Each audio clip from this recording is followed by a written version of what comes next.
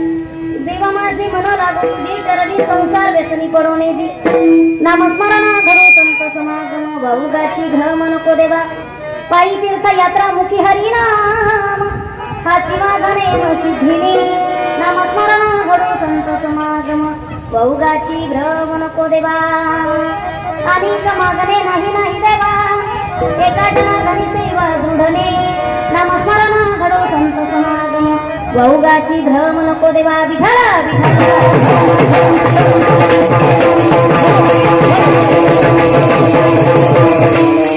वक्रतुंड महाकाय सूर्यकोटी समप्रभ निर्विघ्नं कुरु मे देव सर्वकार्येषु सर्वदा गुरुर्ब्रह्मा गुरुर्विष्णु गुरुर्देवो महेश्वरः गुरुर्साक्षात् परब्रह्म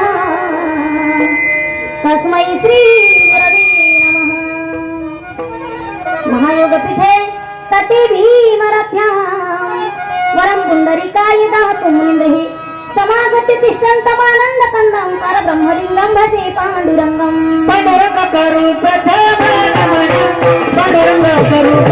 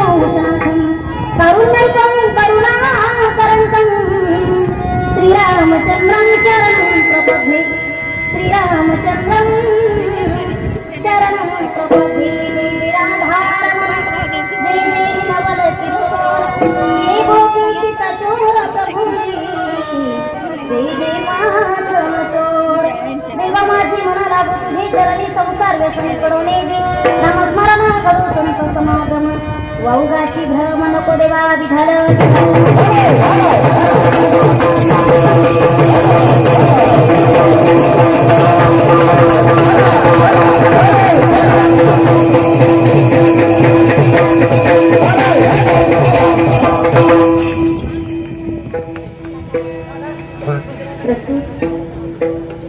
कीर्तनरूपी सेवेकरता निवडलेला अभंग पैठण निवासी शांती ब्रह्मश्री संत एकनाथ महाराज यांचा 4 चरणाचा भगवंताला विनंती करणारा अभंग आहे.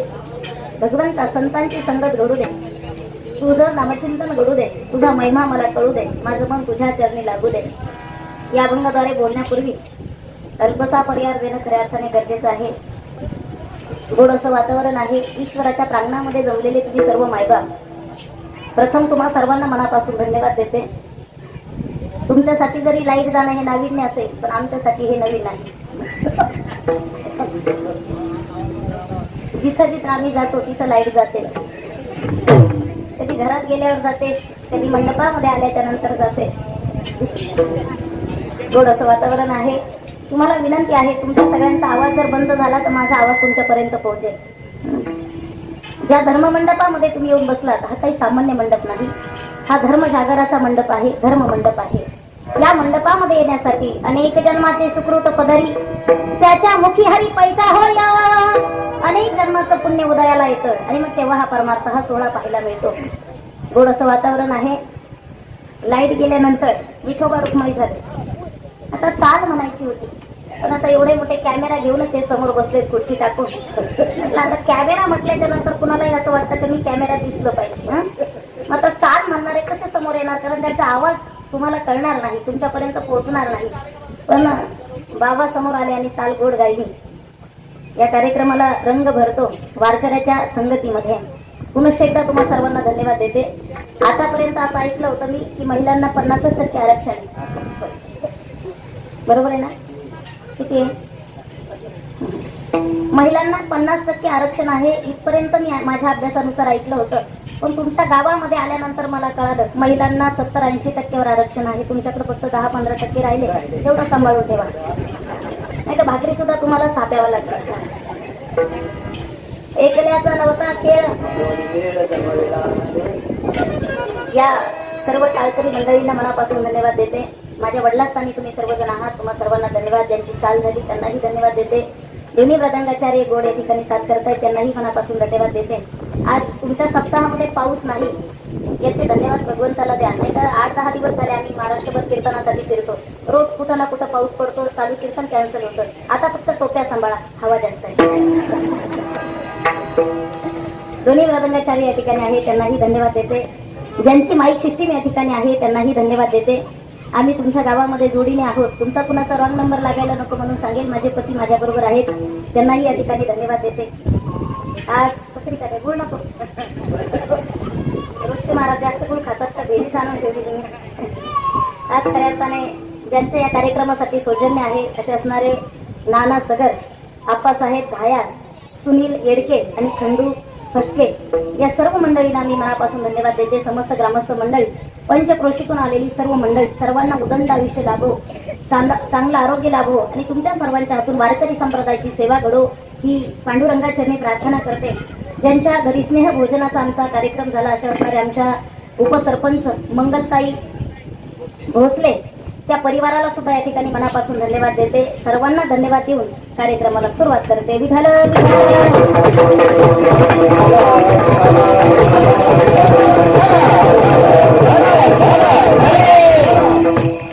अभंग नाथ महाराजांचा गोड अभंग आहे. देवा माझे मन लागो तुझे चरणी, परमार्थ करत असताना एकच कर देवा, माझं मन तुझ्या चरणी लागू दे.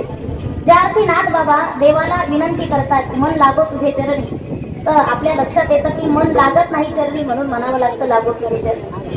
कधी कधी माणसं जर ऐकत नसेल, काम करत नसेल तर म्हणावं लागतं कधीतरी काम करा मंडपामध्ये येऊन, नाही तर तुम्हाला सप्ताहाची वर्गणी देणं. आता लक्षात राहील माझ्या. एखादा व्यक्ती जर काम करत नसेल तर आपल्याला त्याला सांगावं लागतं हे कर म्हणून. ज्या अर्थी मन लागत नाही म्हणून लागो म्हणतात नाथ बाबा. तुम्हाला माझी भाषा लक्षात येते ना सगळ्यांच्या मध्ये? ज्या अर्थी मन लागत नाही म्हणून म्हणावं लागतं की लागो तुझ्या चरणी. एखादा जर वर्गणी देत नसेल तर काही हरकत नाही, तुझ्याकडे अडचण असेल तर वर्गणी देऊ नको सप्ताहाला, कमीत कमी पंतरबाया उचलण्याचं काम, थोडीशी सेवा तरी कर. आपण असं सहज म्हणून जातो. जर पंक्ती पठाण असेल तर तो फक्त पंक्तीला येऊन सगळ्या पाहायच्या अगोदर निघून जातो. अगदी काल्याच्या दिवशी पाहुण्याला सुद्धा बोलून येतो की मी 18 रुपये वर्गणी देतोय, तुम्ही सगळे जेवायला म्हणजे बराबरी होईल. अशी काही पंक्ती पठाण आहे. काही ऐकत नाही म्हणून सांगावं लागतं ऐक म्हणून, नाही का? जर एखाद्या सासूबाईने सुनबाईला सांगितलं, आता पूर्वीचं होतं ते सासूबाई सांगायची आणि सुनबाई, आता राहिले का तसं? पूर्वी होतं सासूरवास, आता सासूरवास नाही, आता सुनवास आहे. डिजिटल इंडिया, बदल घडत चालला आहे. सुनवास आहे. सासूबाईने सांगितलं, सुनबाई म्हणले काय? अगं मी काही वेळानंतर बाहेर जाणार आहे, मला थोडा वेळ लागणार आहे, काम कर. म्हटले काय? काही नाही, चुलीवरती दुधाचं पातील आहे, एखादी मांजर येईल आणि त्या पातिल्यामध्ये तोंड घालेल, तू लक्ष ठेव बरं का सुनबाई. सुनबाई म्हटली, सासूबाई मी आतापर्यंत तुमच्या शब्दाच्या पुढे गेली का? तुम्ही जेवढा मला सांगितलं त्या आज्ञेचं मी पालन केलं, काळजी करू नका, बिनधास्त फिरून या. सासूबाईला सुद्धा जास्त फिरायची सवय होती. गावभर फिरली, मग कोंबलत पाठीमागे आली. आल्याच्या नंतर पाहते तर काय, त्या दुधाच्या पातिल्यामध्ये कुत्र्याने तोंड घातलेलं होतं. कुत्र दूध पित होतं. सासूबाईला राग आला. ती सासूबाईच्या तोरामध्ये म्हटली, सुनबाई, ए सुनबाई, बाहेर ये. म्हटली, काय सासूबाई, मी तुला सांगितलं होतं ना दुधाकडे लक्ष ठेव, मांजर येईल. ती म्हटली, मग मी लक्ष ठेवलं ना, मांजर कुठे आली, पण कुत्रा दूध पित आहे ना सुनबाई. सुनबाई म्हटली, हे बघा सासूबाई, तुम्ही विषय बदलू नका. तुम्ही विषय बदलू नका. तुम्ही फक्त मला मांजराचं सांगितलं होतं, कुत्र्याची बोली झालती का आपली? कुत्र्याचं झालं नव्हतं. म्हणून काही जर माणसं ऐकत नसेल तर त्यांना समजून सांगावं लागतं. खऱ्या अर्थाने शास्त्रकार वर्णन करतात, काही काही माणसं ऐकीव कामे असतात, काही माणसं वाढीव कामे असतात. आला विषय म्हणून मी मांडेल. वाढीव कामे असे तुम्ही जेवढं सांगितलं त्याच्यापेक्षा जास्त करणार आहे. काही फक्त ऐकीव कामे आहेत, फक्त ऐकून घेतात. काय करायचंय काय नाही करायचं फक्त तुमचं ऐकून घेणार. सहकार्य. एका मुलाला सांगितलं त्या बंगल्यातून जाऊन अमुक अमुक सामान घेऊन ये. तो मुलगा तिथंच बापाला बोलू लागला, बाबा त्या बंगल्यामध्ये जर कुत्रा असेल तर, जर मला चावलं तर, मग काय करू? बाप म्हणला, तर नंतर बाजूला ठेव, अगोदर काम कर. काही माणसाला फक्त ऐकायची सवय असते, काही वाढीव कामे असतात. वाढीव कामे. एका मुलाच्या बापाने सांगितलं आपले आजोबा आजारी आहेत. म्हटले मग हे 100 रुपये घे आणि बाबांसाठी मेडिसिन घेऊन ये, मेडिकल घेऊन ये. मुलगा चतुर होता. बाजारामध्ये गेला, 50 रुपयाचे मेडिसिन घेतलं, मेडिकल घेतलं. 20 रुपयाची सुतळी घेतली, 10 रुपयाचे बांबू घेतले, 20 रुपयाचं मडकं घेतलं ना आलं घरी. बाबा हे घ्या सामान. अरे मी तुला मेडिकल सांगितलं होतं. आणलं ना बाबा. किती रुपयाचं आणलं? बाबा 50 रुपयाचं आणलं. मग 50 रुपयाचं काय केलं? बाबा 20 रुपयाची सुतळी आणली, 10 रुपयाचे बांबू आणले, 20 रुपयाचं मडकं आणलं. बापाने विचारलं हे बाकीचं सामान कशाला? मुलगा हुशार होता. तो म्हटला हे मेडिकल देऊन तुमचा बाप नाहीच वाचला, गचकलाच. जर मेलाच बाप तर पुढची व्यवस्था करून ठेवतो. म्हटलं सुतळी आहे, बांबू आहे, फक्त तुम्हाला बांधायचं, तर्डीवर टाकायचं, एवढंच काम आहे, बाकीचं काम नाही. हे काही माणसं जर ऐकत नसेल तर सांगावं लागतं. तसं तुमचं मन जर ऐकत नसेल तर नाथ बाबा देवाला सांगतात, देवा माझे मना लागो तुझे चरणी, संसार व्यसनी पडो निधी. माझं मन तुझ्या चरणी लागू दे, त्याला संसाराचं व्यसन लागू देऊ नको. कारण हा संसार दुःख देणार आहे. तुझं नामचिंतन असं आहे की ते सुख देणार आहे. सर्व सुख ल्यालो सर्व अलंकार आनंदे निर्भर डुलत असो, नामस्मरण घडो संत समागम वाहुगाची भ्रम नको देवा. देवा नामचिंतन घडू दे, संगत मात्र संतांची दे, चांगल्यांची संगत दे. कारण संगत करत असताना, मैत्री करत असताना, मित्र श्रीमंत नसला तरी चालेल, वाक्य नीट ऐका. मैत्री करत असताना मित्र श्रीमंत नसला तरी चालेल, त्याच्याकडे चांगले कपडे नसले तरी चालेल, पण त्या मित्राकडे विचाराची श्रीमंती पाहिजे. तुमची मैत्री होत असताना तुमचा मित्र मळका असला तरी चालेल, तुमचा मित्र मळका असला तरी चालेल, पण मित्र जळका नसावा. मित्र जळका नसावा, वाट लावल्याशिवाय राहत नाही. मला तरी वाटतं मित्र भगवान श्रीकृष्णासारखा असावा. द्वारकाधीश द्वारकेचा राजा आहे पण गर्व नाहीये. मित्र सुदामजी सारखा असावा. 8 विश्व दारिद्र्य घरामध्ये आहे पण त्या गरिबीची लाज वाटत नाही. मैत्री अशी असावी. म्हणून मैत्री करत असताना विचाराची देवाण घेवाण होईल एवढी श्रीमंत मैत्री असावी. विचाराची श्रीमंती त्या मित्राकडे असावी. मग देवा एकच कर, नामस्मरण घडो संत समागम. याच्याही साठी मला संत समागम दे. अहितापासून काढीती हित देऊनी वाढविती, नाही श्रुती परोती माऊली जगा. अहितापासून काढीती, जगामध्ये मला अहितापासून काढणारे फक्त संत आहेत. जगामध्ये मला अहितापासून काढणारे फक्त संत आहेत. बाकीचे सगळे नेणारे, खड्ड्यात टाकणारे. संत एकमेव अशी विभूती आहे की मला हितापर्यंत पोहोचवतात. भागलिया मज वाहतील कडे त्यांच्या जोडी सर्व सुख. ज्या ठिकाणी जीवाचं सुख आहे तिथपर्यंत मला संत नेतात. म्हणून नामस्मरण घडो संत समागम वाहुगाची भ्रम नको देवा. वाहुगाची भ्रम नको देवा. ऐका तुम्ही, नामचिंतन नाही घडलं तरी चालेल, पण या वाणीकडून अनंत वाचाळ उगाच बडबड कशाला. नामचिंतन नाही घडलं, त्याचं नामचिंतन तुम्ही आम्ही करत नाही याचं संतांना राग येत नाही. पण काही माणसं विनाकारण बडबड करतात. ही वाणी देवाला समर्पित असली पाहिजे. अनुभेद करं वाक्यं सत्यं प्रियहितं चेत् स्वाध्यायं दशमं चैव वाक्यं तपोच्यते तैसे साचने मवाळ.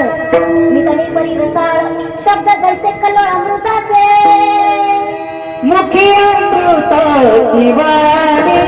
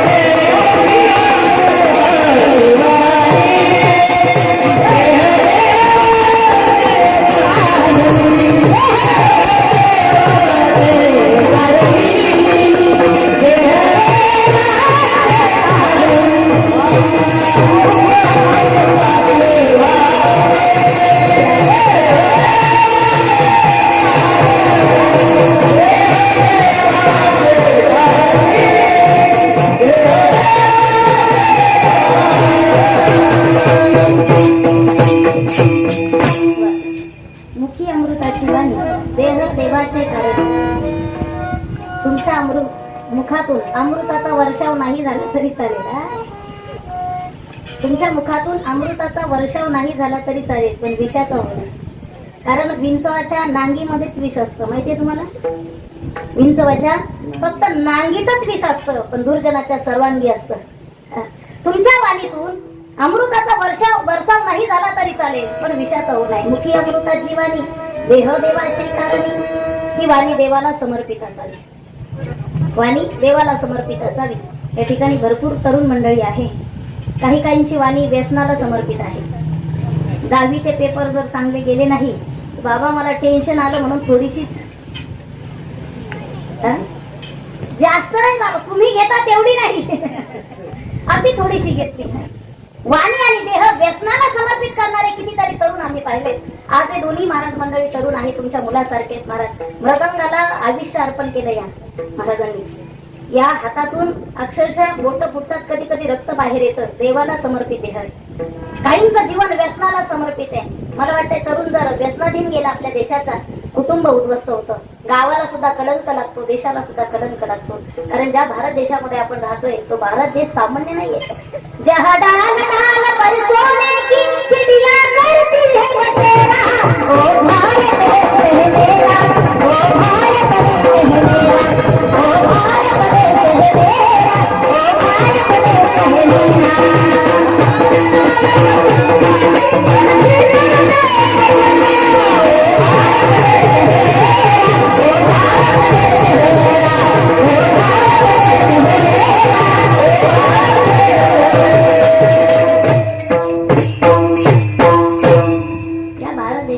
पवित्र ते दूर पावन तो देश जेथे हरीचे दास जन्म घेते.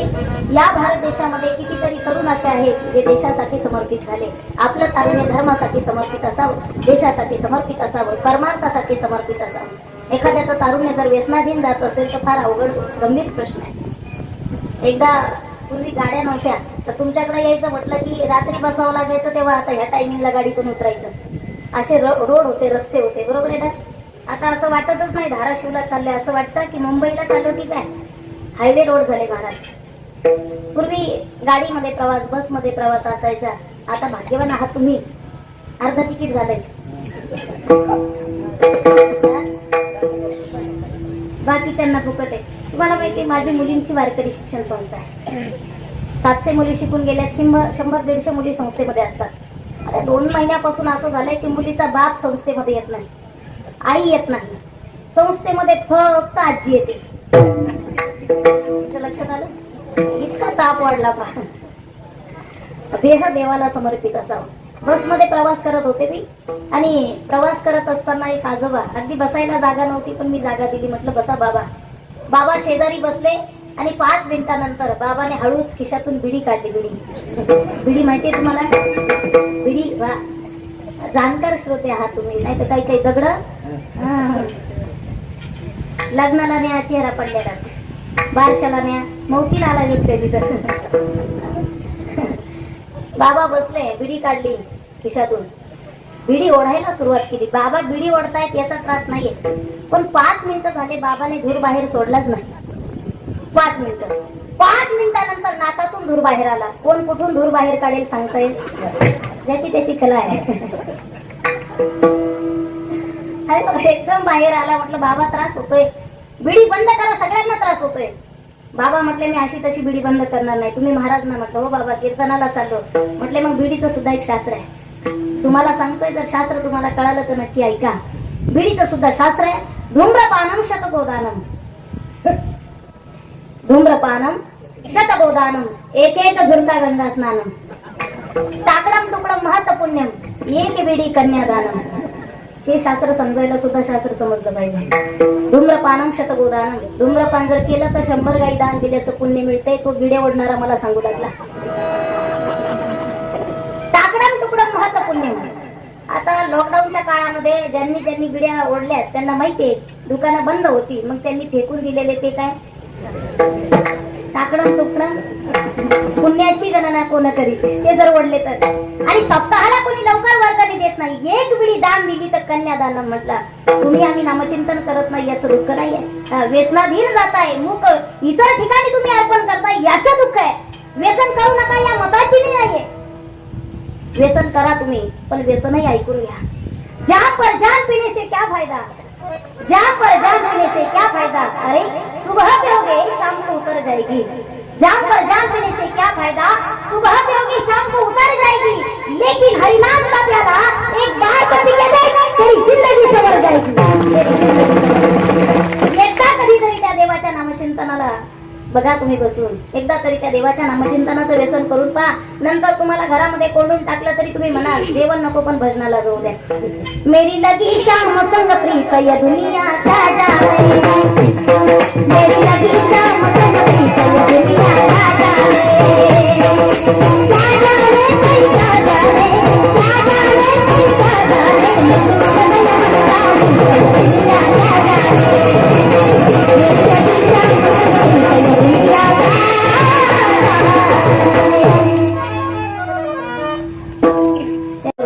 देवाशी त्याच्यावरती प्रेम करून पहा. त्या देवाला तुमचं प्रेम अर्पण करा. उगाच कचरा करू नका प्रेमाचा. मनाची मंदिर करा, मनाचा कचरा करू नका. मनाचं जर मंदिर कराल तुम्ही तर जनाबाई सारखं हृदयाबंदी का न केला, आत विठ्ठल कोण दिला.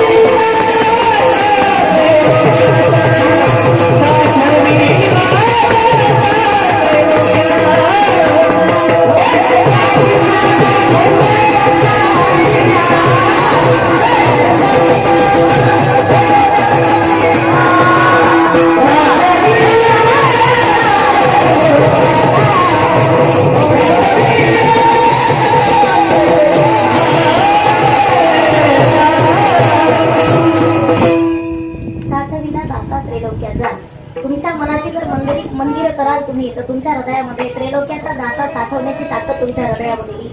नाही तर तारुण्य जर इकडं तिकडं चोऱ्या करण्यामध्ये तुमचं गेलं, म्हातारपणी फार बिकट अवस्था आहे. मला आळंदीमध्ये राहतो आम्ही.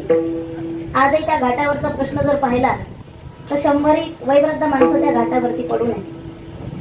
अगदी घाटावरती आणलं म्हणून त्यांनी माळा घातल्या, कारण घाटावर त्या इंद्रायणीच्या घाटावर नियम असा आहे, तुमच्या गळ्यात जर माळ असेल तरच मधुकरी तुम्हाला, नाही तर मरा उपाशी.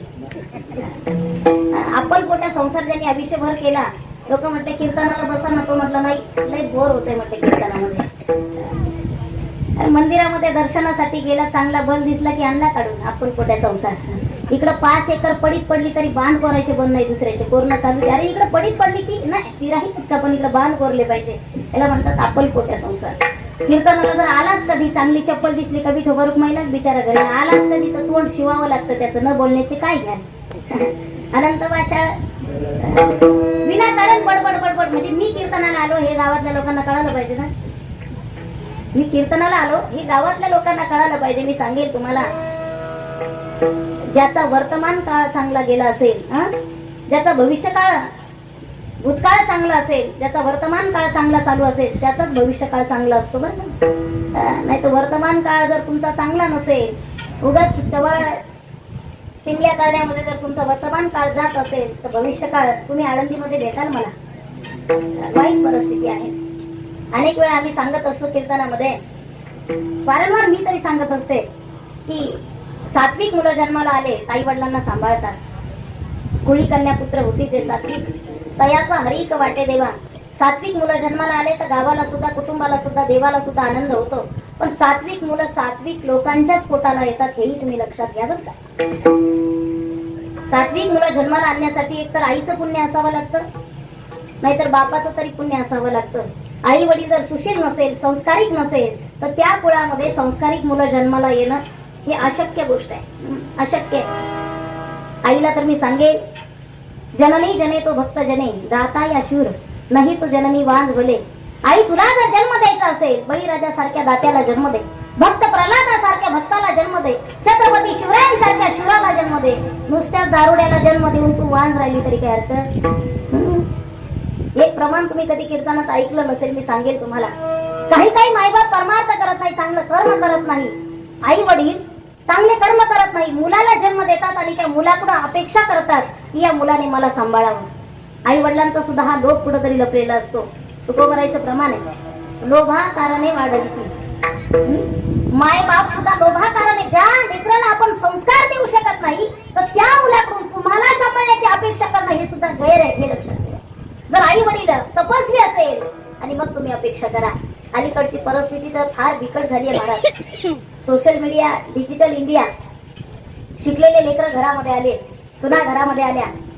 भाजी करायची म्हटलं तरी युट्यूब चालू करावं लागतं, तेव्हा तुमच्या घरामध्ये भाजी व्यवस्थित. आणि तिने जर तिकडच्या नादामध्ये युट्यूब वाली 2दा मीठ टाकलं तरी काय म्हणते, तिच्यापेक्षा एखाद्या वेळेस तरी आपण जास्त. एक सासूबाई सुनबाई बघायला गेली, एक तर लग्नच होईना अलीकडे पोरांचे. फार अवघड परिस्थिती आहे. आमच्याकडे एक 10-5 बायोडेटे पडलेले असतात संस्थे, मुलींची संस्था, तुमच्या भागातल्या सुद्धा मुली आहेत माझ्याकडे. 10-5 बायोडेटे रोज येतात तिथं. मुलगा काय करतो, घरी 2 ट्रॅक्टर आहे. मुलगा करतो काय, बुलेट आहे घरी. मुलगा काय करतो, काय नाही. 10वी मध्ये 2-4 विषय गेले, आले किती. मागच्या आठवड्यात तर असा एक नवरदेव आला महाराज, यांची चर्चा चालू होती. आणि ते म्हणत होता, महाराज तुम्ही फक्त मुलगी बघा, मी तुम्हाला 2 लाख रुपये देतो. ज्या अर्थी नवरदेव 2 लाख रुपये देतो म्हणतो, त्या अर्थी नवरदेव कोणता आहे म्हणून मी बाहेर गेले बघण्यासाठी. म्हणलं मुलगी बघायची, पण नवरदेव कुठे आहे. तिथे एक बाबा बसलेले होते, MH 65 वय होतं त्यांचं. पुढचे 2 दात पडलेले होते. मिशामध्ये किती जरी शोधून काढला तर एकही काळा केस नव्हता. डोकं तर मी पाहिलंच नाही, त्याला टोपी घातलेली होती. म्हटलं नवरदेव कुठे आहे. बाबा म्हटलं असं काय बोलतात आई, मीच नवरदेव ना. म्हटलं अशांना नाव विलाज आहे शेवटी.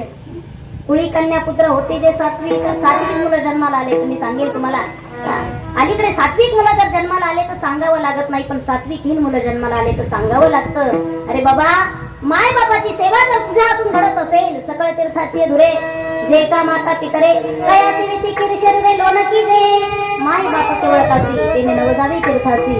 आई वडील काशी क्षेत्र असेल, काशी विश्वनाथ असेल, तर तुम्हाला काशीला जाऊन पंक्ती उठवण्याची गरज नाही. सुना बघत असताना सुद्धा एखाद्या गरीबाची पाहणं. आजही हुंडा प्रथा बंद झाली. हुंडा देऊ नका म्हणतात, फक्त भांडे भरपूर द्या. कशाला भांडे घे, हुंडा नको, फक्त भांडे द्या.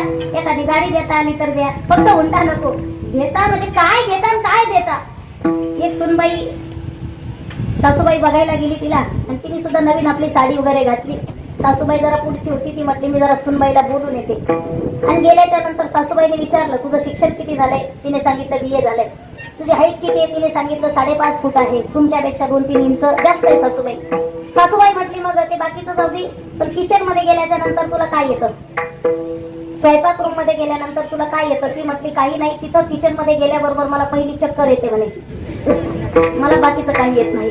अशा जर परी तुम्ही घरामध्ये आणल्यात, मग तुमची काय अवस्था होईल हे तुम्ही बघा. पण सात्विक लेकरं जर घरामध्ये असेल तर सांगावं लागत नाही. आज मी अलीकडे सांगून जाईल तुम्हाला, परिस्थिती बिकट झाली आहे. 2-3 वर्षाची गोष्ट आहे. आजही युट्यूबला मीडियाला पाहायला मिळेल तुम्हाला, न्यूजला सुद्धा ती बातमी आहे. हडपसर जवळ एक मांजरी गाव आहे. हडपसर माहितीये तुम्हाला. तिथे एक मांजरी गाव आहे. त्या मांजरी गावची एक रिक्षा आळंदीच्या इंद्रायणीच्या घाटावरती येऊन थांबली.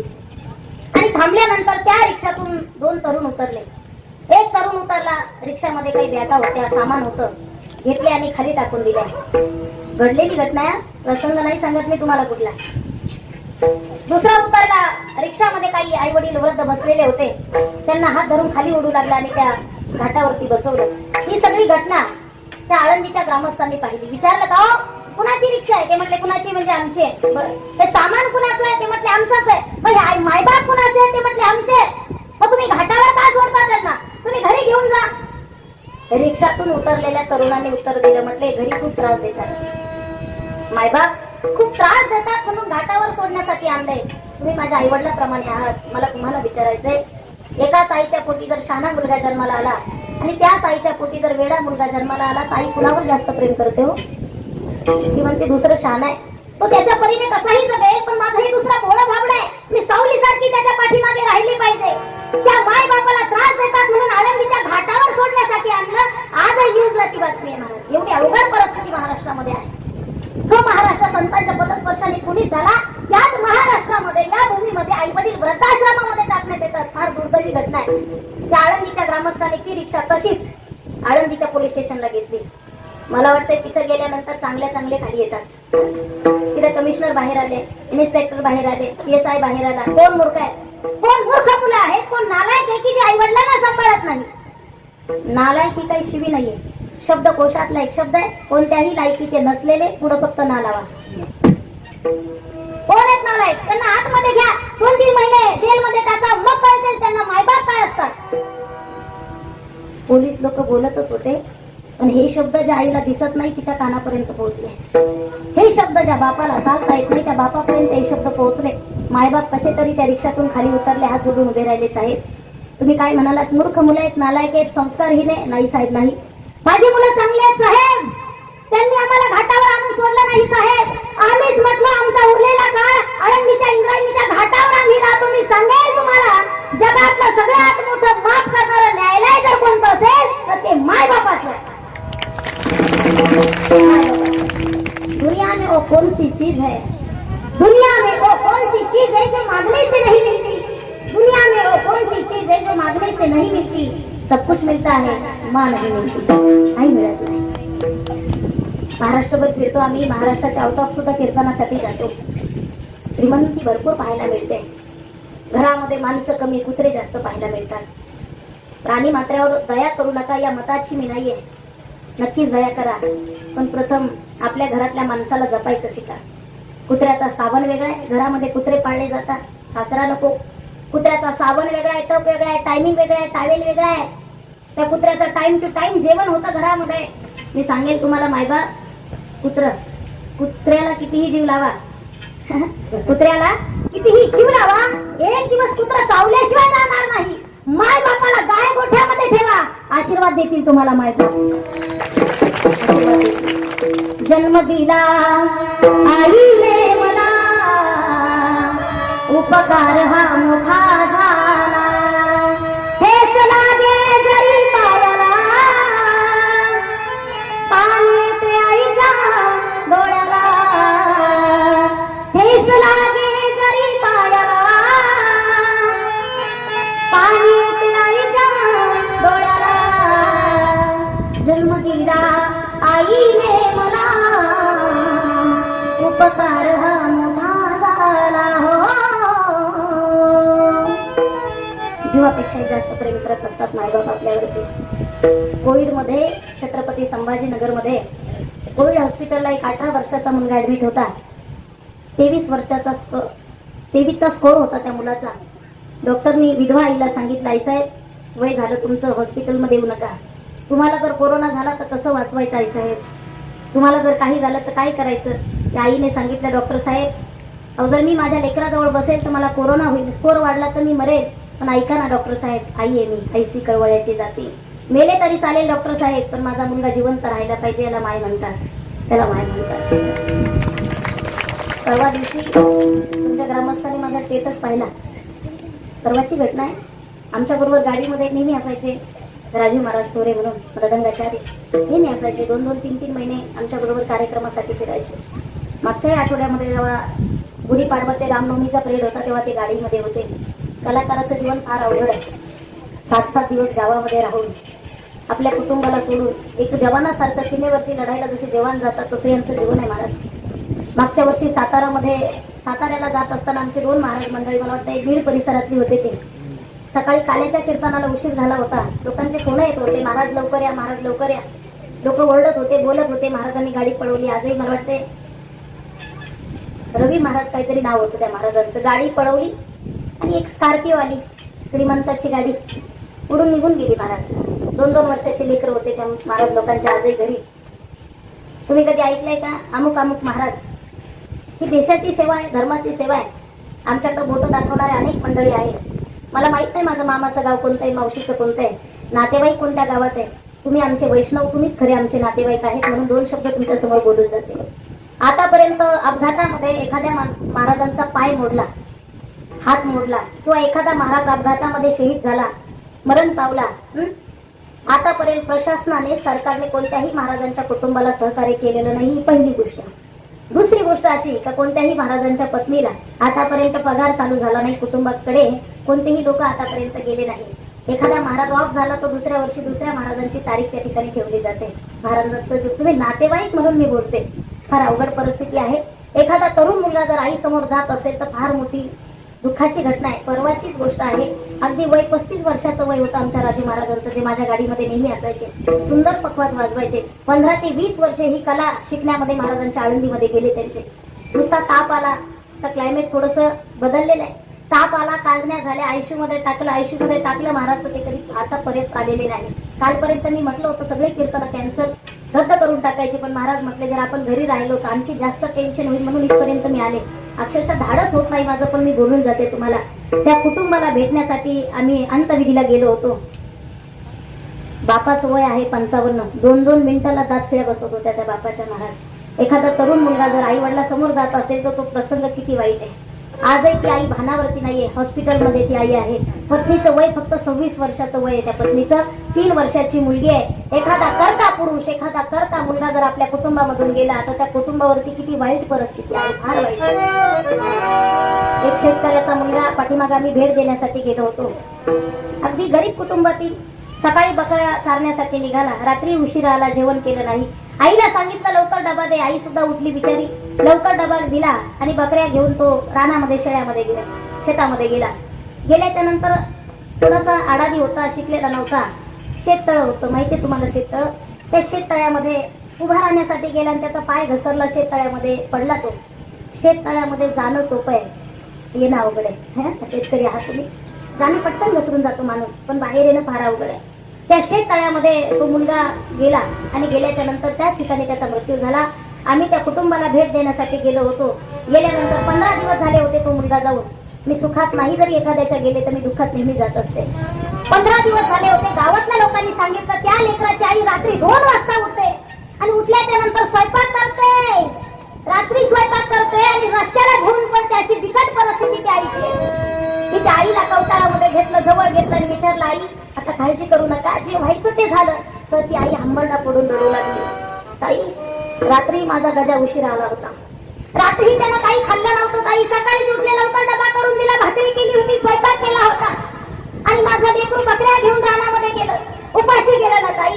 आजही तो डबा त्या लिंबाच्या झाडाला लटकलेला आहे, माझं लेकरू उपाशी गेला हो ताई, उपाशी गेला। त्या शेततळ्यामध्ये पडल्यानंतर ते मला हाक मारत असेल, आवाज देत असेल, आई आई मी जेवलो नाही का, आई मला वाचव का, आई म्हणून डबा घेऊन पडते, मला आजही त्याची हाक माझ्या कानापर्यंत येते। अरे मुलगा एकदाच मरत असतो, लक्ष देऊ नाही का, तरुण मुलगा एकदाच मरतो, मायबाप रोज मरत असतात, मायबाप रोज मरत असतात। हे सिकळवड्याची जाती तरी लाभा उडते, ती माय आजही हंबरडा पडून रडते महाराज, आजही रडते। वाटत असेल तुम्हाला, आपण सासरी नांदायला गेल्याच्या नंतर आई वडील काळजी करत नाही। मुलींना सुद्धा सांगेल मी तुम्हाला, मुलगी नांदायला जाते पण बापाचं हृदय घेऊन जाते। जोपर्यंत चांगला फोन येत नाही तोपर्यंत बाप सुखाची भाकर खात नाही। 4 दिवस बापाकडे आली मुलगी, पाहिली परिस्थिती, लग्नाला एवढे पैसे घातले तर पत्र आजही गळतात। बाबा नवीन पत्र आणले नाहीत बाबा, तुम्ही म्हणाला होता माझं लग्न झाल्यानंतर घर बांधायचं, नाही बांधलं बाबा। बापाने मोठ्या धाडसाने सांगितलं आता एवढं कर्ज फेटल्यानं बंगलाच बांधतो। मुलगी शेवटी, मुलीचं आणि बापाचं फार अतूट नातं असतं महाराज। 500 रुपये बरोबर आणले होते सासर घरी, बाजारामध्ये गेली, एक मोठी ताडपत्री घेऊन आली। दुसऱ्या दिवशी भर उन्हामध्ये, पावसाळा येण्या अगोदर बाबा मी आता ताडपत्री टाकते, घर कळणार नाही बाबा।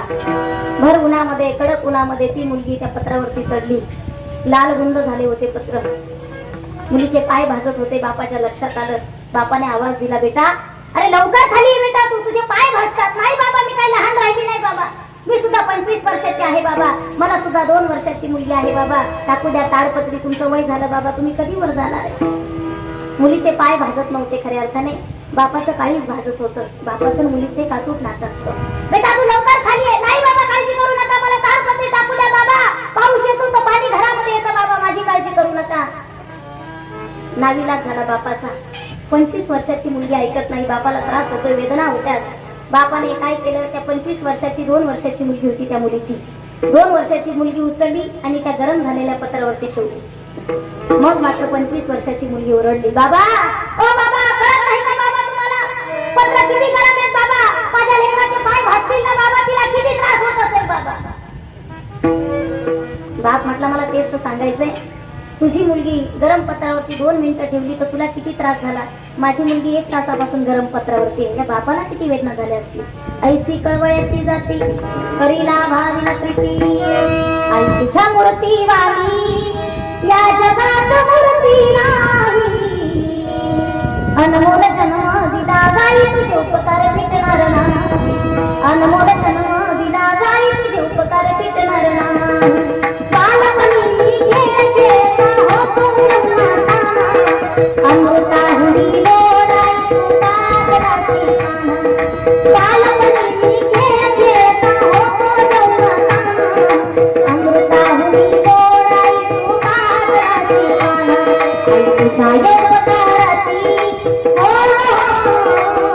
आई तुझ्या अवताराची मला जाणीव झाली नाही. अनमोल जन्म दिला गाई तुझे उपकार मिटणार नाही. अनमोल जन्म दिला गाई तुझे उपकार मिटणार नाही. परमार्थ वेगळा सांगणार मी तुम्हाला. तुम्हाला जर वाटत असेल तुमच्या देवारामध्ये देवाचं पूजन व्हावं, देवाने तुमच्या घरामध्ये येऊन राहावं, तर माय बापाची सेवा करा महाराज. आई बापाची सेवा करा विठ्ठल येई घरा. आई बापाची सेवा करा विठ्ठल येई घरा.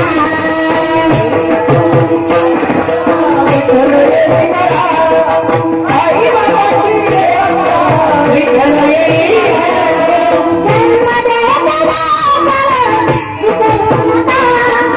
जन्म देता विसरू नका. जन्म देता विसरू नका. आई बाबाची सेवा करा विठ्ठल येई घरा. आई बाबाची सेवा करा विठ्ठल येई घरा. आई बाबाची सेवा करा विठ्ठल येई घरा. आई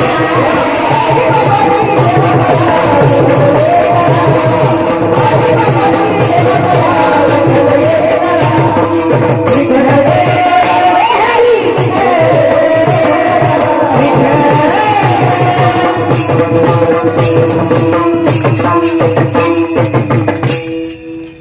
दोन 2-3 वर्ष झाले माझे वडील गेले. 12 वाजता प्रवास असायचा रात्रीचा. 4 वाजता 5 वाजता घरी जायचो आम्ही. सगळे घरामध्ये झोपलेले असायचे, पण माझे 85 वर्षाचे वडील उठून बसायचे. प्रवास कसा झाला, जेवण झालं का नाही व्यवस्थित. मायबाप अशी एक चीज आहे महाराज. मायबाप असे दैवत आहे आपल्या जीवनामध्ये. करी लाभावी न प्रीती. तुमच्या खिशामध्ये किती आहेत म्हणून थाप मारणारे जगात भरपूर मिळतील तुम्हाला, पण लोभ नसताना सुद्धा प्रेम करणारे फक्त मायबाप असतात. जसे मायबाप आपल्याला जपत असतात, तर अलौकिक जीवनामध्ये संतही आपल्याला जपतात. संत काय सांगू आता, संतांचे उपकार मज निरंतर जागविती. तुम्ही संत माय बाप कृपा बनता. लौकिक जीवनामध्ये मायबाप जसं प्रेम करतात, अलौकिक जीवनामध्ये माझे संत करत असतात. म्हणून नामस्मरण घडो.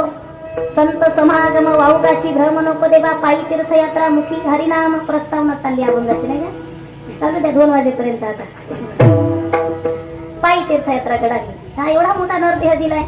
कधीतरी त्या पंढरपूरच्या सोहळ्याला जाऊन पाहा तुम्ही. वारीला जर कधी गेलात तर मला वाटतं एकदा जर जाल तर परत परत जाल. हा जसं नाही का चहाच्या बोर्डावरती एकदा प्याल तर फक्त चहाच्या बोर्डावरच असतं का. तिथं बोर्ड सुद्धा नसतो. तिथं एकदा प्याल तर परत परत डुलत डुलत याल. सोहळ्याचा आनंद आहे. गात जागा गात फार आनंद आहे ना महाराज. वारीमध्ये सोहळ्यात घेता आला पाहिजे आनंद. वारीला जाणारे काही सगळे सारखे नसतात, पण निष्ठावंत वारकरी असेल तर दरवर्षी वारीला जातात. सकाळी उठतात, पहाटे उठतात. उठा साधू संत साधा फुले ही तर गेला गेला हा नरदेह मग कैसा भगवंत. मुळे पांगळे झाल्याच्या नंतर मग जाता येत नाही चालायला. मग वारीला जाता येत नाही. एकदा का तुमच्या इंद्रियाने राजीनामा दिलात मग परमार्थ करता येतो का आपल्याला. एकदा दिसायचं बंद झालं मग कितीतरी स्वरूपवान एखादी गोष्ट तुमच्या समोर आणली तर तुम्हाला त्याचा आनंद घेता येणार नाही ना. एकदा जर तुमचे पायच गेले, पाय गेल्यानंतर पायी तीर्थयात्रा करता येते का. कान गेल्यानंतर श्रवण करता येतं का. अगदी किती जरी कीर्तनात पुढे येऊन बसलात तुम्ही. एक मेंढी चारणारा व्यक्ती मेंढ्या चारत होता. बिचाऱ्याची मेंढी हरली. हरवल्याच्या नंतर ती मेंढी माळी दाद्याला सापडली. माळीवाला दादा होता, त्याला सापडली. सापडल्याच्या नंतर ज्याची मेंढी होती बिचाऱ्याला ऐकायला येत नव्हतं, ते बहिरं होतं. आणि ज्याला सापडली होती तो सुद्धा त्याचाच मावस भाऊ, त्याला सुद्धा ऐकायला येत नव्हतं. पण याला मेंढी दिसल्याबरोबर हे पळत गेलं. कितीतरी दिवसापासून आपल्या कळपामध्ये जी मेंढी आहे ती दिसल्यानंतर हे पळत गेलं आणि गेल्याच्या नंतर आनंद झाला. अलीकडे जर कुणाला मेंढी सापडली असती तर त्याने लपून ठेवली असती, नाही का? चप्पल, साधी चप्पल जर चांगली दिसली तर माणसं त्याच्यावर जाऊन बसतात, पाहणारं वैताग तर निघून जातं. जर एखादा वाईट माणूस असता तर मेंढी लपून ठेवली असती. ज्याने माझी मेंढी सापडल्यानंतर सुद्धा ठेवून घेतली, हा माणूस किती चांगला आहे. त्या मेंढीवाल्याला आनंद झाला आणि तो आनंदाच्या भरामध्ये ज्याला सापडली होती त्याला म्हटलंय, बघा दादा, ह्या मेंढीचा पाय मोडलेला आहे, तिला जास्त चालता येत नाही, तुम्हाला सापडली ना, एक काम करा, ही मेंढी मी तुम्हाला दान देतो, तुम्हालाच राहू द्या. पण ज्याला हे म्हणत होतं त्याला ऐकायला येत नव्हतं. तो म्हटलं, काय म्हणाला, मेंढीचा पाय तू मोडलाय? मेंढीचा पाय पहिलाच मोडलेला आहे, मी पाय मोडला, मी कशाला पाय मोडू? आता हा म्हणायचा दान देतो, तो म्हणायचा पाय मोडला नाही.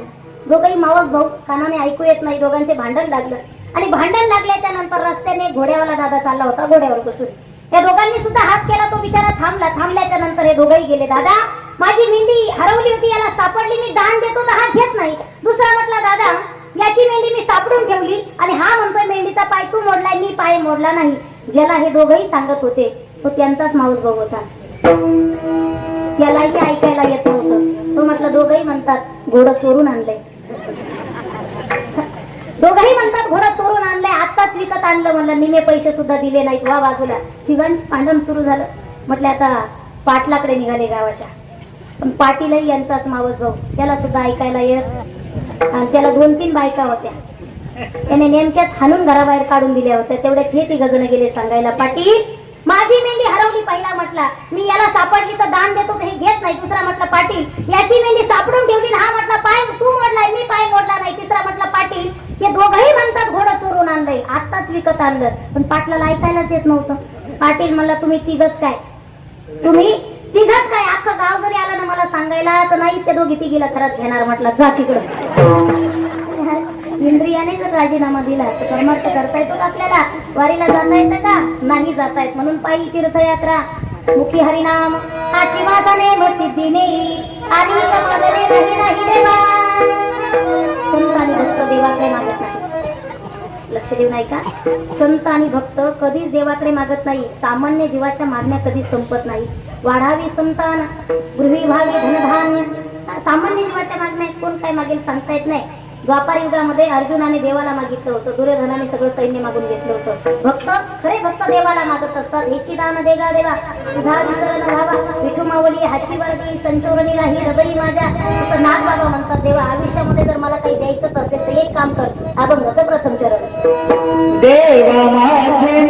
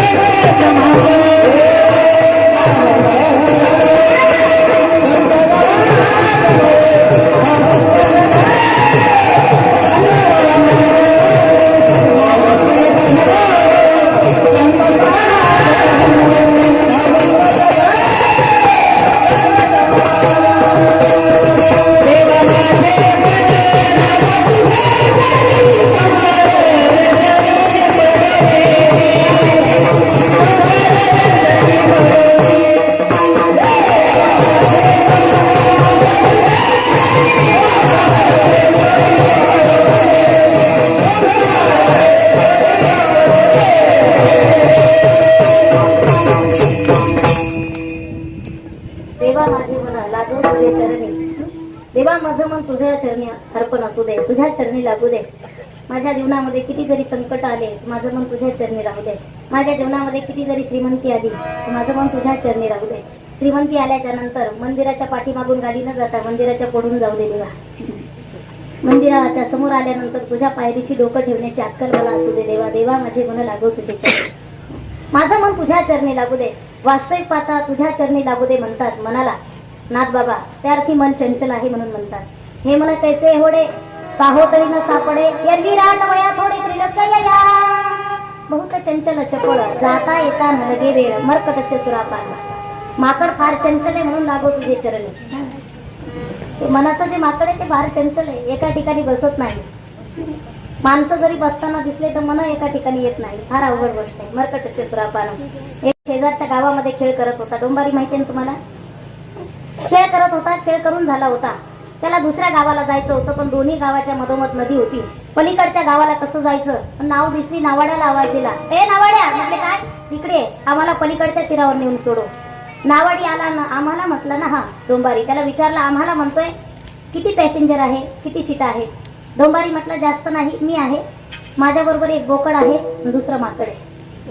नावाडी हुशार होता, तो म्हटलं तुला आणि बोकडालाच नेतो, माकडाला नेत. माकडं कुठं पंच कमिटीमध्ये नेऊन जमतात का मला? चांगले सप्ते बंद पाडतात ते माकडं. मी माकडाला नेणार नाही. डोंबारी म्हटलं का बरं? माकडाचा स्वभाव चांगला नाही. चांगल्या बैठकीत गेल्यानंतर माकड नुसतं उड्या मारते म्हटले. माकडाला मी नेणार नाही, माकडाचा स्वभाव चांगला नाही, उड्या मारते. डोंबारी हुशार होता, तो म्हटला त्या माकडाचा मालक मी आहे, मग काळजी करू नको, ते माकड उड्या मारताय ना, मग मी त्याचे हातपाय बांधून टाकतो. कधी कधी माकडाचे हातपाय बांधावे लागतात. सप्ताह बसला, पहिल्या दिवशी माकडाला माळ घालून टाका, चाल्यानंतर काढली तरी चालेल. डोंबाऱ्यांनी सांगितलं काळजी, माकडाचे हातपाय बांधतो, काळजी कशाला आहे? नावाडे म्हटलं मग हातपाय जर बांधत असाल तर मग कशाची काळजी नाही, मग काळजी नाही. डोंबाऱ्याने त्या माकडाचे हातपाय बांधले, माकड त्या नावेमध्ये टाकलं. नाव अशी अर्ध्यामध्ये गेली, दोन्ही धारेच्या मधोमध नाव गेली, दोन्ही तीराच्या मधोमध गेली. मधोमध नाव गेल्यानंतर माकड असते काय शांत बसणार आहे का माकड? मरकटस्य सुरापानं. माकड फार चंचल आहे. त्या माकडाने काय केलं, नाव अशी मधोमध गेल्यानंतर पाण्यामध्ये हात थोडेसे सैल केले आणि त्या हातामध्ये एक बारीक काडी घेतली, बारीक काडी, आणि ती बारीक काडी बोकडाच्या नाकात घातली. जसं बोकड उधळलं की सगळ्यांना जल समाधी. मरकटस्य सुरापानं. म्हणून माकडाही पेक्षा मन चंचल आहे. देवा माझे मन लागो तुझे चरणी.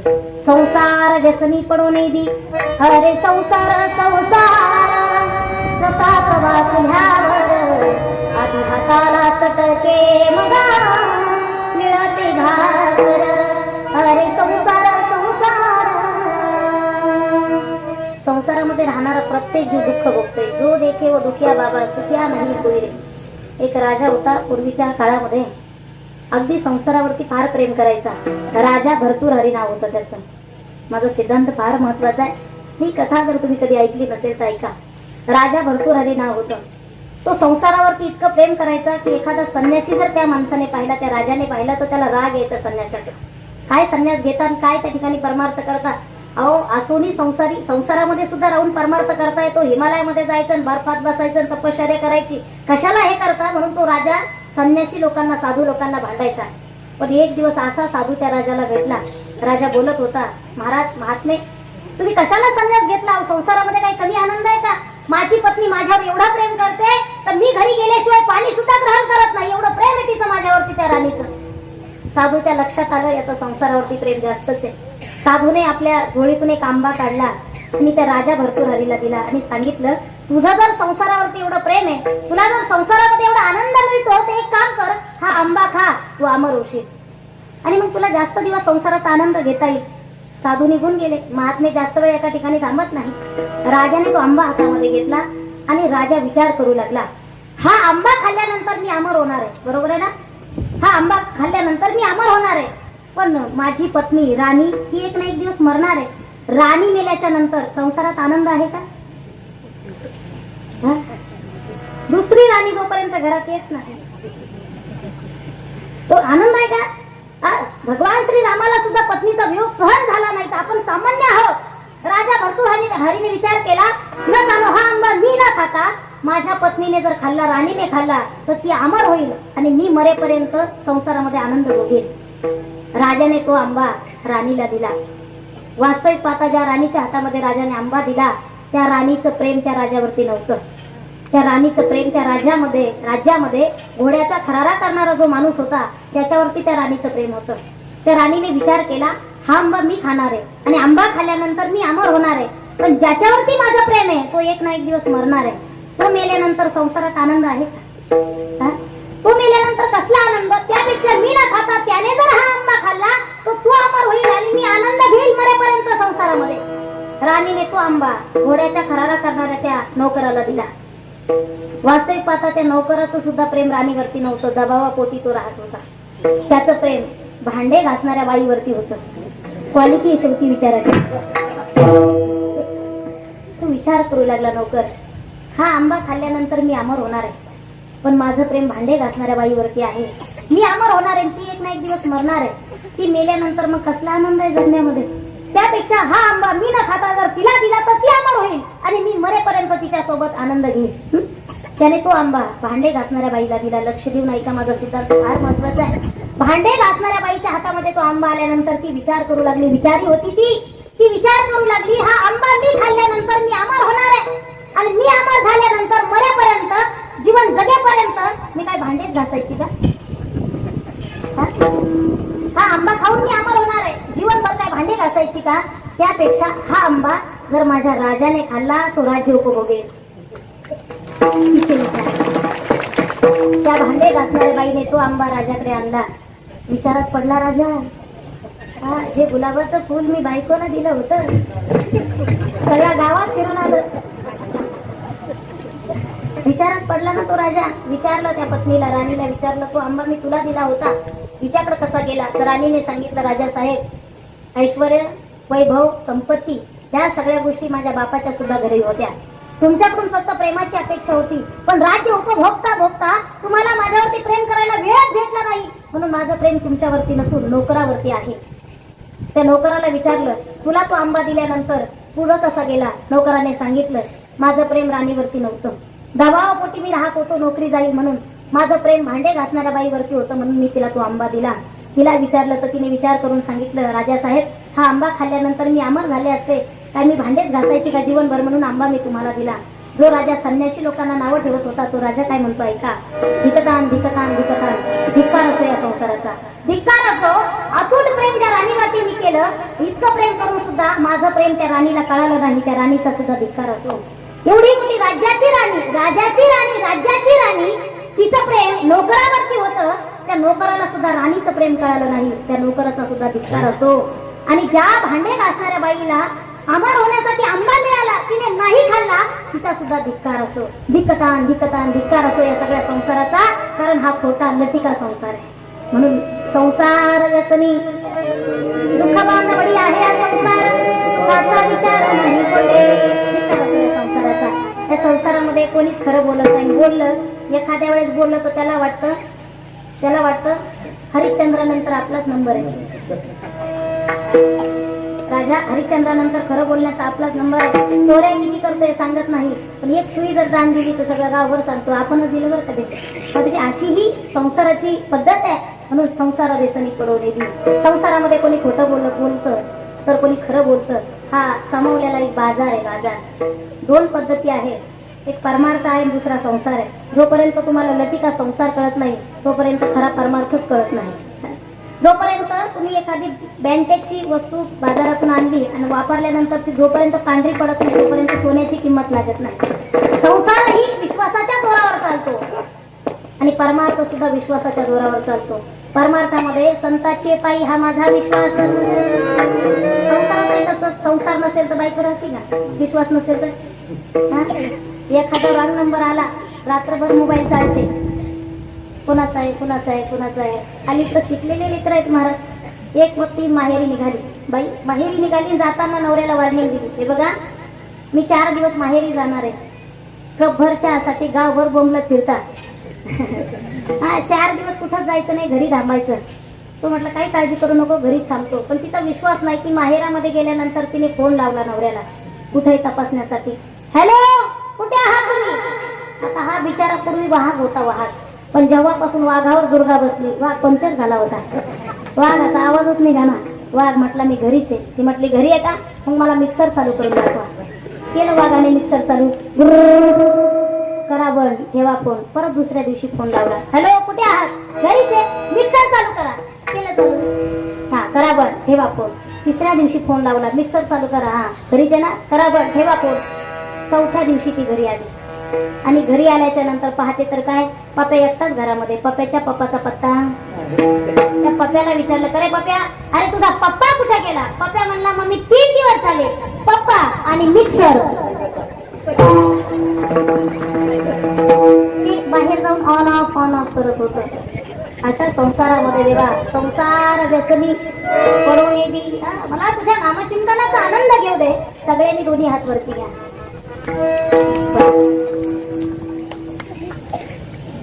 या सर्व असे घेतले सर्वांनी. जय राहू द्या असे सर्व तासभर. श्रीराम जय राम जय जय राम. श्रीराम जय राम जय जय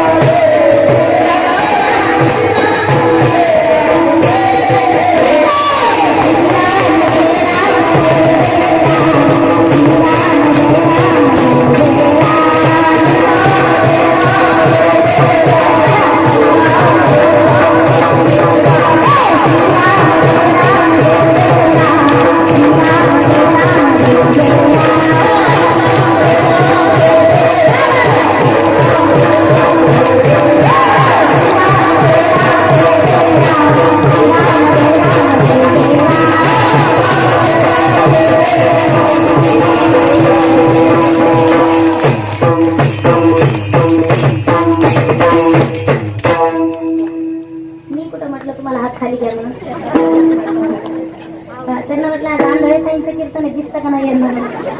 डोबा रखुमाई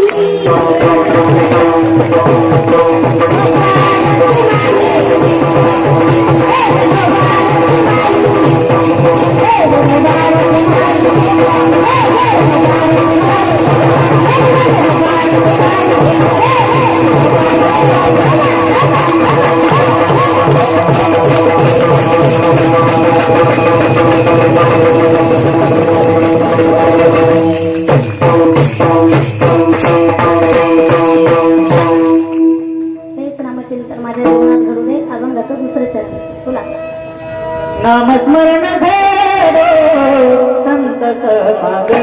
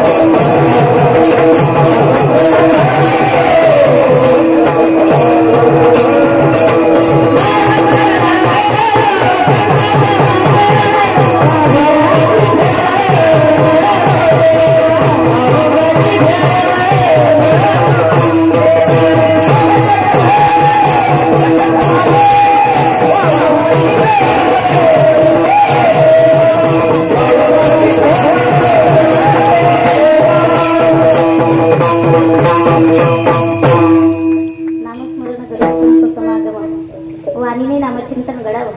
आजही कधी तुम्ही वृंदावनमध्ये जर गेलात आणि माऊलीच्या सोहळ्यामध्ये सुद्धा गावातला जरी असेल आणि भाऊ जरी असेल, शेजारी राहणारा जरी असेल, तर नावाने कोणी बोलत नाही सोहळ्यामध्ये, मग काय म्हणतो आपण? माऊली। वा, क्या बात आहे, माऊली। तसं वृंदावनमध्ये जर तुम्ही जर कधी गेलात तर त्या वृंदावनमध्ये 12ही महिने राधे राधे म्हणतात।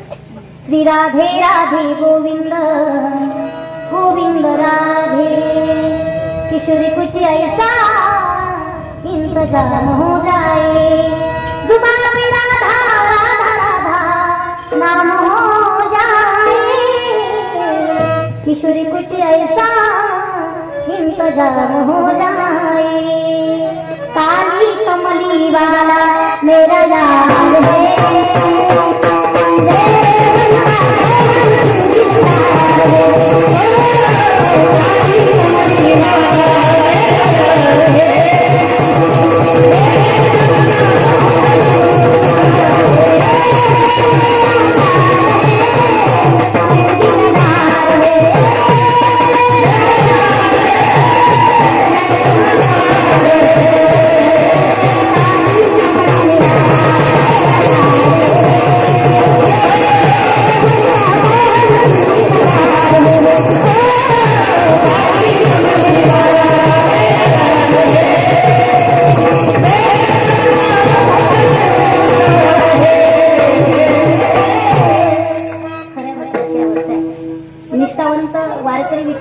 दिवाळी कधी आणि दसरा कधी। निष्ठावंत वारकरी म्हणतात आपल्या सप्ताहाची तारीख किती आहे। त्यांना आजही तुम्हाला काला झाल्याच्या नंतर निष्ठावंत वारकऱ्याला गावात करमत नाही ना। बायको 2-4 दिवस माहेरी गेली तरी ते सहन करतात, पण काला झाल्याच्या नंतर करमत नाही। आपल्या गावामध्ये आपण हरिनाम सप्ताह आहे, ही अतूट जे नातं आहे ना परमार्थाशी, फार पुण्य लागतं या नात्यासाठी महाराज, फार पुण्य लागतं। भगवान श्रीकृष्ण ज्यावेळेस अक्रूराच्या रथेमध्ये बसून मथुरेला चालले होते तर त्यावेळेस त्या गवळणी म्हणतात, अक्रूरा जसं नाव अक्रूर आहे तशी करणी सुद्धा क्रूर आहे। नींद नाही रे चैन नाया रे, जीवन सारा बीता जाए श्याम नाया रे, श्याम नाई रे, पल पल जाए दिन दिन जाए, पल पल जाए दिन दिन जाए, कैसे करूं निहारे, नींद नाई रे चैन नाया रे, जीवन सारा बीता जाए श्याम नाई रे, श्याम नाई रे, तेरे बिन गई कलकत आजा श्याम प्यारे, तड़प तड़प हीरे रंग जाए मोए अतारे, कटे नहीं दिल रे नके अब सारी रात गुजारे, नींद नाई रे चैन नाया रे, जीवन सारा बीता जाए श्याम नाई रे, श्याम नाई रे, श्याम नाई रे, श्याम नाया रे। जोपर्यंत देव परत येत नाही त्या गवळणी त्याच रस्त्यावरती अश्रुधारा वाहत होत्या, पाहत होत्या, देवा तुझ्या न माझ्या भेटीसाठी सागर कुठे हरवला, रे भेट दे ना मला, कृष्णा रे भेट दे ना मला, कान्हा रे भेट दे ना मला, कृष्णा रे भेट दे ना मला, वाट तुझी पाहताना नैन माझी सिंगले, कुठे गेला माझा कान्हा विपरीत घडले, किती किती मी वाट पाहू कुठे दिसेना मला, किती किती मी शोध याला जीवा माझा गमला, रे भेट दे ना मला, कृष्णा रे भेट दे ना मला, कान्हा रे भेट दे ना मला, कृष्णा रे भेट दे मला। देवाची वाट हातात खरे भक्त म्हणून नामस्मरण घडवून संत समागम भाऊगाची ग्रह नको देवा, संत महात्मे नामचिंतन करतात। दिन रजनी हा धंदा गोविंद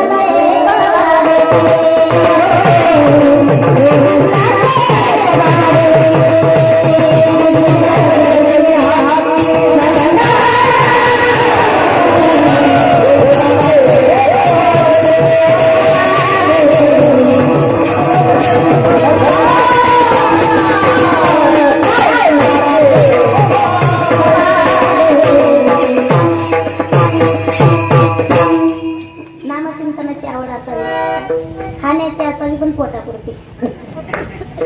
हा, नाही तर काहीला आकाटाकच नाही, पाहणं नाही, सवरणं नाही, चौकशी नाही, टाकलं तोंडात की टाकलं पोटात. हा, एक आजीबाई रोज प्रवास करायची बसमध्ये. बसमध्ये बसली, कंडक्टर आला, तिकिटाचे पैसे 4 काजू 4 बदाम त्या कंडक्टरला द्यायची. 15-20 दिवस झाले, 1 किलो वजन वाढलं त्या कंडक्टरचं. एक दिवस प्रश्न पडला त्याला, आजीबाई तुम्ही नातेवाईक लागत नाही, प्रेमाचं नातं नाही, रक्ताचं नातं नाही, मी तुमचे रोज तिकिटाचे पैसे घेतो, तरी सुद्धा तुम्ही मला 4 काजू आणि 4 बदाम खायला देता, नेमकं कारण काय? आजीबाई म्हटली, जास्त काही कारण नाही, मला दात नाही, मला दात नाही, मी पहाटे उठते, 4 काजू आणि 4 बदाम तोंडात टाकते.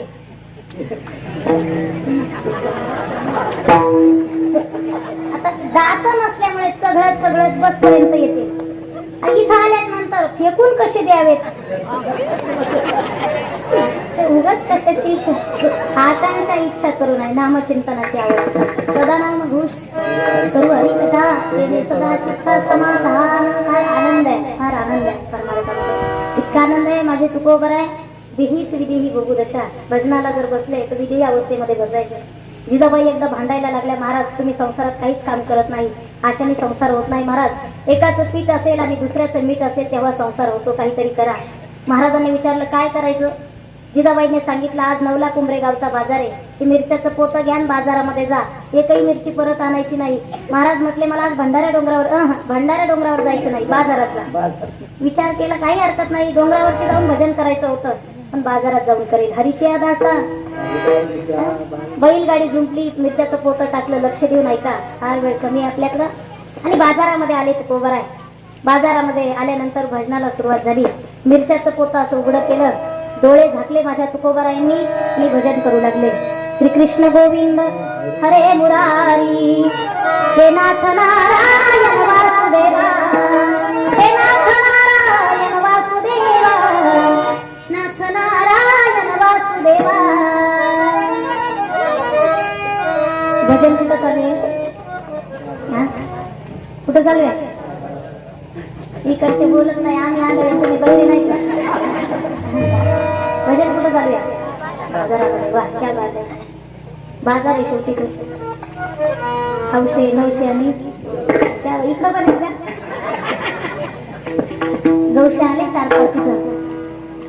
पहिला तर म्हटलं महाराजांचे डोळे बंद आहेत, मग म्हटलं दुसरा म्हटलं असेच माळशिरस गावी डोळे बंद केले तर पहाटे उघडले होते. मग तिसरा म्हटलं एक काम कर, तुला एवढ्या मिरच्या घे, मला एवढ्या दे.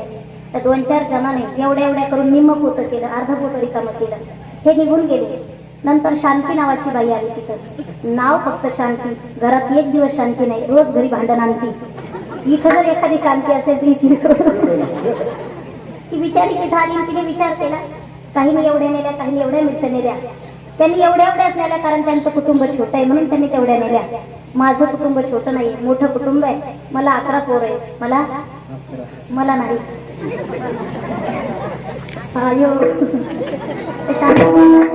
कौतुकाची गोष्ट अशी आहे, एका कुटुंबाने राजवाडा भरलेला असायचा पूर्वी असं होतं, हम दो हमारे कितीक पण पूर्वी असं होतं. आता असं आहे, हम दो हमारे दो. काही दिवसांनी असं होणार आहे, हम दो हमारा कोई नहीं है, हम घर में अकेले हैं, घर में सिर्फ 2 कुत्ते हैं, उनकी सेवा करनी पड़ती है. घरात माणसं नसणार आहे. शांतीला 11 पोरं आहेत. पूर्वी कौतुकाची गोष्ट नाही, असायचे डझनाने. एक बाई बसमध्ये प्रवास करू लागली, कडेवर लेकरू. कंडक्टरने पाहिलं, बसायला जागा नाही. मावशी मी उभा राहतो, तुम्ही खाली बसन. ती बसली सीटवर, कंडक्टर उभा राहिला. पाहिलं तर कडेवर एकच लेकरू नव्हतं, आणखी 4-5 पाठीमागं होते. राग आला, मावशी 60 किलोमीटरचा प्रवास करायचा आहे, मग एवढे लेकरं बरोबर आणतात का? यातले निम्मे तरी घरी ठेवायचे ना मावशी, निम्मेच बरोबर आणायचे. मावशी म्हटली, मेले आहे निम्मेच आहेत,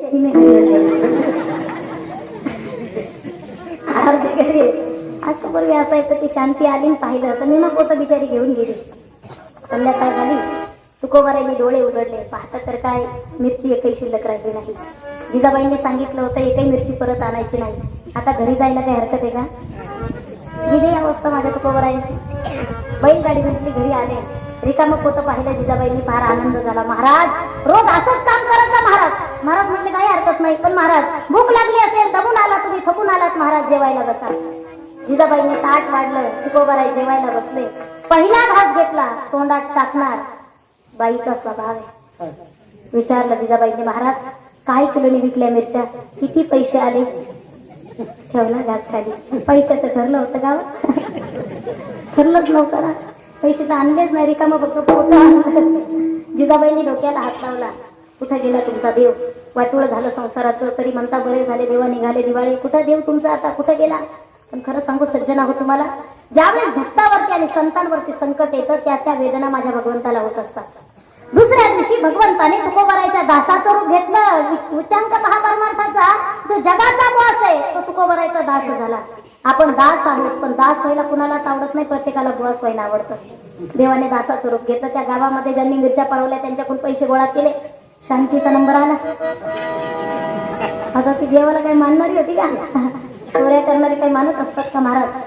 ती म्हटली मी मिरच्या आणल्याच नाही. देव म्हटला मी काही साधा सुद्धा दास नाही, चतुरात तो शिरोमणी, गुण लावण्याची खाणी, मुकुट सगळा म्हणी, धन्य तुझी विठोबा. मिरच्याचा टसका बाहेर येतोय, पैसे आणा. ती म्हटली देणार नाही, कारण ती काही साधी सुधी शांती नव्हती, ती भांड कुदळ होती. प्रत्येक घरामध्ये गावामध्ये का होईना एक भांड कुदळ आणि भांड खोर, कुदळ आणि खोर. एकाने खांदायचं दुसऱ्याने वा. तो पैसे देणार नाही, मिरच्या आणल्या नाही. देव म्हटला साधा नाही मी दास. अरे या दासाने जर एखाद्याचा स्त्रो ढिला केला तर लोक म्हणतात कालपर्यंत चांगलं होतं, आता नुसतं दगडच मारतंय. मारने वाला है भगवान, बचाने वाला है भगवान. मारणारा तो आहे आणि तारणारा तो आहे. माझे तुकोबर आहे. परमार्थ करायचे, नामस्मरण घडो, संत समागम वाऊगाची भ्रम नको देवा. पायी तीर्थयात्रा मुखी हरिनाम हाची नागाने सिद्धी गेली. संतांच्या वाटचालीवर या देहाला पायी तीर्थयात्रा घडू दे आणि त्या संतांचं भजन घडू दे. ज्ञानेश्वर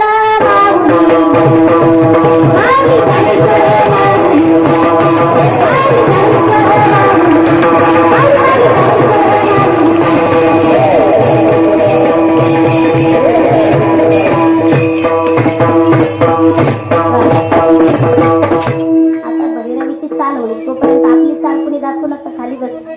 अभंगाच्या शेवटच्या चरणात आणि कमग नाही नाही देवा, आणि कमग नाही नाही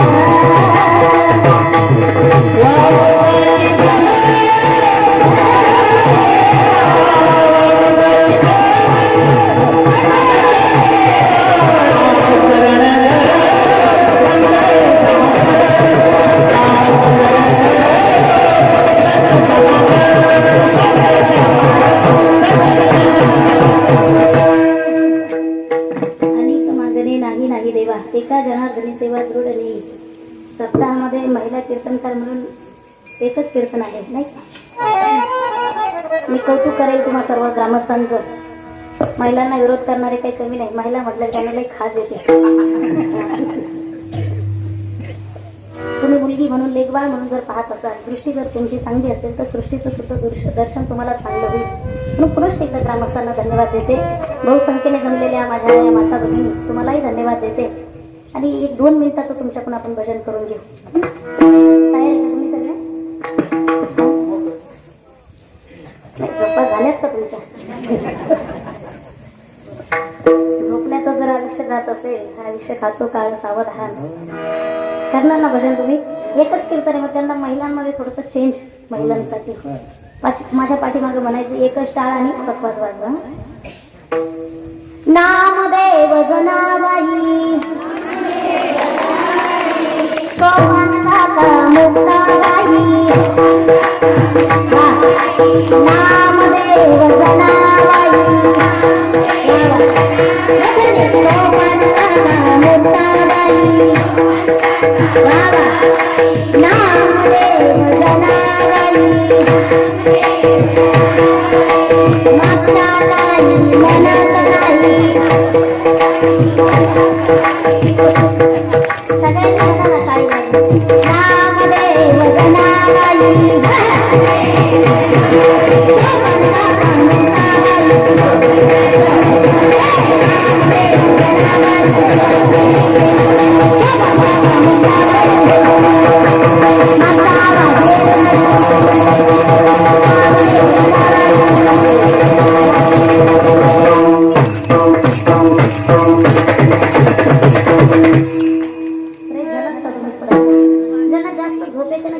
गिरायकाला विचारलं, बाबा केवढ्याला मूर्ती आहे? म्हटलं कोणती? उजव्या बाजूची की डाव्या बाजूची? म्हटलं उजव्या बाजूची.